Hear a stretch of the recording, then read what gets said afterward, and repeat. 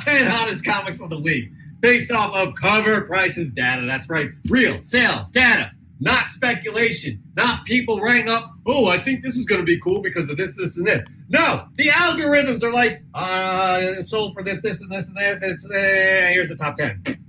I think that's how it works, right, Chris? Something like that. Anyway, what we do is Cover Price releases the top 10 hottest comics of the week on a Monday. Our show is live every Friday. We like to briefly talk about the top 10 hottest comics, and then Chris dives into his 3 most interesting picks, 3 most interesting books from that list, and he tells you why. Now, just because they're interesting, Chris, that doesn't mean it's a good thing or a bad thing, right? It could be either or something in the middle. Absolutely. All right, absolutely. I don't sugarcoat. What's that? I don't sugarcoat. You get it how it is. Not sugarcoat. Neither of us sugarcoat on the show. We'll tell you how it is. Here we go. The top 10 hottest comics of the week. At number 10, we have Black Panther. Number 5, the first appearance of Shuri as Black Panther. Y'all know why that is the case. At number 9, we have Ghost Rider. Number 28. At number 8, we have Amazing Spider-Man. 545, the Germanic variant. Peter makes a deal with Mephisto. Guys, just before I move on any further, Chris and I made a bold prediction last week saying that there would be a bunch of Spider-Man books on here. Bold prediction. We put our names on the line. And look at what happened here. So our predictions came true. No, we're just joking. It was not bold. It was because of the Spider-Man trailer. So I just wanted to mention that. At number 7, we have Amazing Spider-Man 638. Terms of the Mephisto deal revealed. At number 6, we have Amazing Spider-Man 545. Number 5, we have Werewolf by Night. Number 1, first appearance of Jake Gomez, based off of rumors, people. Rumors. I found this at Cover Price. You find it at Cover Price, pick it up. Don't go crazy with this book. We don't know what's happening. At number 4, Oblivion Song. Number 1, the Pink Signature variant. That just got picked up with Jake Gyllenhaal starring in it. Number 3, we have Amazing Spider-Man 641. Doctor Strange spell making the world forget Peter Parker is Spider-Man. At number 2, we have Amazing Spider-Man 544. One More Day storyline begins. And at number 1, the Oblivion Song. Number 1, just cover A. By the way, Chris, I have to say that Spider-Man 641 is just a gorgeous, gorgeous, gorgeous cover. And speaking of, that's a very nice segue for you. What do you got? Let's get into it.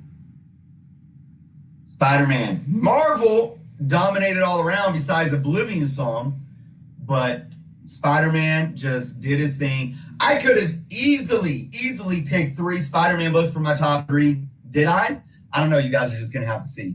But my number 3 pick is, to your point, Jeff, 641. Amazing Spider-Man 641. This book, very beautiful cover. I'm not really a huge fan on the negative space variants. This one, though, is something special. It really pops out to you more. And as an artist, I see it like Mary Jane's arm and how it's just wrapped around Peter, and her hair, that red hair blowing, just, oh man. This is an absolute amazing cover already. But this is concluding the One Moment in Time storyline where Doctor Strange casts a spell that makes everyone forget that Peter is Spider-Man. So, of course, what do we see in the No Way Home trailer? Peter is asking Doctor Strange to cast a spell to make everyone forget that Peter's Spider-Man. So very, very relevant. Of course, this book got hot this week, folks. 322% increase in sales over the last week. Now, check this out. CGC 9.8 high sale. A $500 best offer accepted. So, use your imagination to guess kind of where that sale landed. I'm going to say, knowing how people are with best offers on eBay, I don't think it hit below 450. I'm going to say even higher than that. Now, the high raw sold for $100 best offer accepted, but there was, I believe, an $89.99 sale. So I'm going to assume that the $100 best offer again was probably maybe above $90. So this book is absolutely taken off. Here's the thing. When you're looking at these books, and this is going to go into all of the Spider-Man books that showed up on this list. This is FOMO. This is huge FOMO because we just saw the most watched trailer in like history with No Way Home, and it literally has broken the internet. The thing though, as much as this is FOMO and people seeing this and hopping on these books, this is a situation where this FOMO impact can actually last. And again, this is my opinion because nobody can predict a market. But it is my humble opinion that these books, if the movie lives up to the hype, I think these books, what do we have? 3 months? A little over 3 months? Yeah, so here still, by the way, yes. Until the movie comes out, 3.5 months. I think these are going to hold solid until the movie comes out.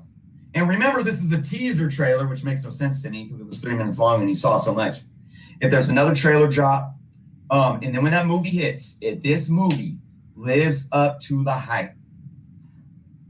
So although, and I just did a video about FOMO and how to stay away from bad FOMO, but I addressed in that video how not all FOMO is bad FOMO. We can appreciate wanting to not miss out on things and having that fear and wanting to that adrenaline rush that we get when buying into these comics. I don't see that dying down with these books if this movie does what it's supposed to do. It very well could be very, very a high possibility that these books not only don't cool off, but when the movie hits, they're still going. I agree. Like the Energizer Bunny. I'll tell you what, though.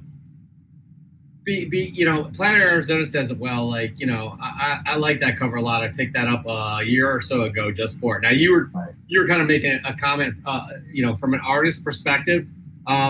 This cover, to me, it just says so much in an image, right? And it is like they don't want to let go. It just feels like, you know what I mean? It feels like that. It feels so emotional. This cover. Yep. This came out before Negative Space was a thing in terms of comic books. I feel like this could be one of the earliest Negative Space books. It just says so much with so little, and I love this cover as well. Regardless of what happens in Spider-Man No Way Home, this cover, it's just fantastic. I think it's better than like a cover like Amazing Spider-Man 55, right? The Gleason cover. I think it's way better. I think this is definitely, in my opinion, it's hard to say a top 10 cover because there's so many amazing covers for Spider-Man. But anyways, all right, that's enough for me. I know, I agree. And you hit the nail on the head. It's definitely an emotional piece. It's a piece of art. Whereas, you look at Gleason and what he did, it's very unique. I don't know if anyone's really done that. Now he's repeating his success, but yeah. I don't know if anyone really had done that style. I don't know. And to the point with this book, I don't know if there was a Negative Space before this. Maybe this started that style. I don't know, but you're right. Negative Space, whatever you want to call it, the emotion in that image is there. It's just a stunning. It's almost to me. It's a somber, I don't want to let go because things are going to be different after this, right? Kind of a thing. I'm getting too involved in it. All right, moving on. What is your second most interesting book? Jeff, give me some tissue. Thank you. What is your second most interesting book of the week? I won't leave this. I got my beer here. I'm good. I got my hydro. Guys, am I going to pick all Spider-Man books? Number 2. Amazing Spider-Man 544. Look at that. One more day begins, folks. So one more day, for those that don't know, this is where Peter is faced with possibly losing Aunt May. This is shortly after spoilers for anyone that hasn't read these 14-year-old comic books. Civil War happened. Tony convinced Peter to reveal his identity because of the Registration Act and so forth from Civil War. And because of that, Aunt May took a bullet and she is dying in the hospital. And Spider-Man is going to literally make a deal with the devil to save Aunt May's life. So what's the name of that devil? Oh yeah, I wonder what the name of that devil is. Did he show up in Mephisto. WandaVision? Did he show up in what? No, he didn't show up. Did he show up in Loki? No. He's gonna show up in No Way Home. Doctor Strange's Mephisto, right? It's just this Mephisto hype is so hilarious. But that's great. It's great. It's great. So, this is where it all begins. This book saw a 326% increase in sales. This had a CGC 9.8 high sale of $500, sold on August 26th. Get this. 3 days earlier, you know what a high CGC 9.8 sold for? $99. Jesus. $99. In 3 days, shot up to 500. High Raw sold for 59. Okay, so now let's kind of look at what I was just saying, talking about Amazing Spider-Man 641. The same thing goes for this too. Where with the movie, I don't see the hype of these books cooling off until the movie hits. And if the movie delivers, these books can definitely stay hot. But now, Amazing Spider-Man 641 pertains a little more to the actual storyline that we know that's going on in the movie.